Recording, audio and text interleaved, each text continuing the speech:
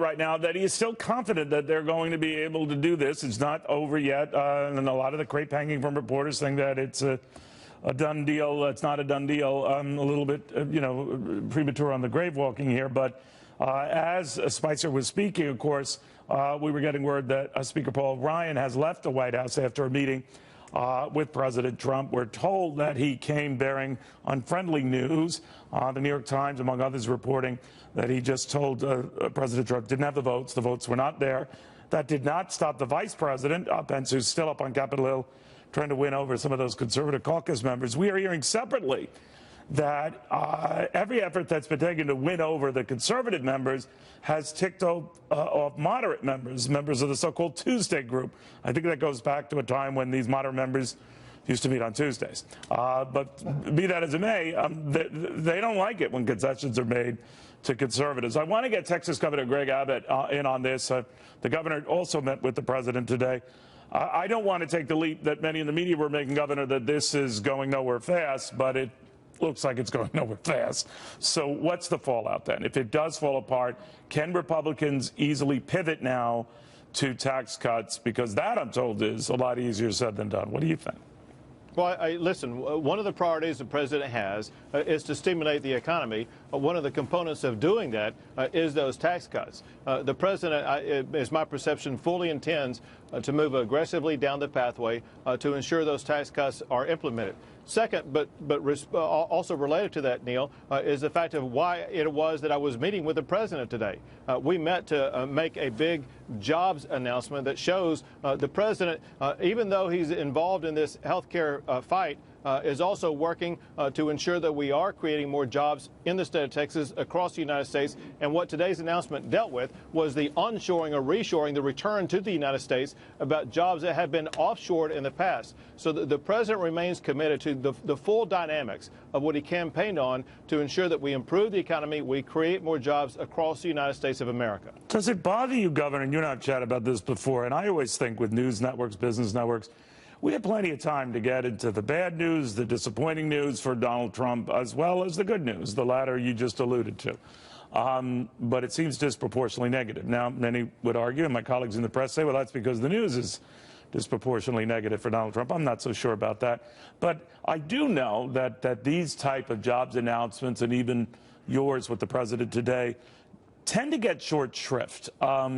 I don't think I'm making an editorial judgment here as much as a statement of fact. Does that bother you?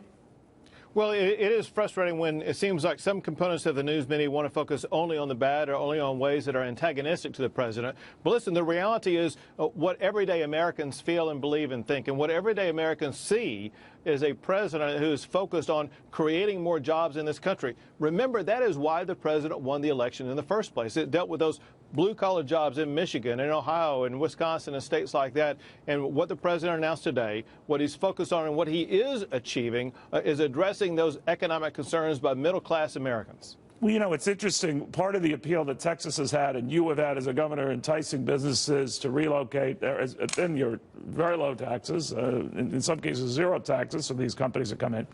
So we already know that tax cuts are a great boon to businesses that want to seek out better havens. We already know they're popular. I know it's playing Monday morning quarterback, Governor, but do you think the priority should have been on this administration, and maybe even now, to reset it toward tax cuts, toward something at which Republicans by and large agree, and that has great popular support as well? What do you think?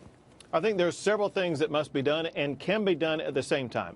One is to focus on those tax cuts. Two is to continue the focus on regulatory reform and regulatory reduction.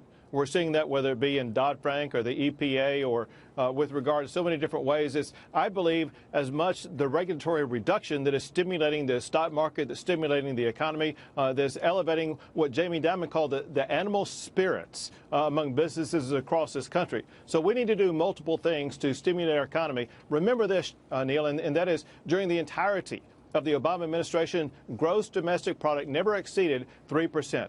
I believe that President Trump will be able to get it above 3% by the combination of his tax cuts and regulatory reform. Finally, Governor, I just want to get your sense of the lay of the Washington land. You don't leave your state a great deal, so when you do it, it's noteworthy. And obviously, Texas is doing very, very well. But the feeling seems to be that Republicans are starting out with a stumble. They would not be the first party that starts things off stumbling. But are you worried for your party?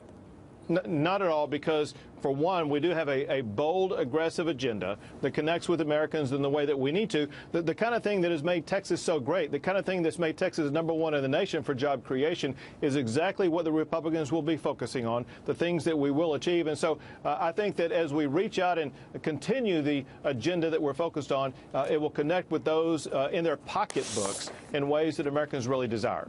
Governor, thank you very much, and for your patience through all of this. Governor Greg Abbott of the beautiful state of Texas. Thank you, sir. Thank you, Neil. All right, not such a beautiful day for the Dow, but it's still early. And again, there's been no panic.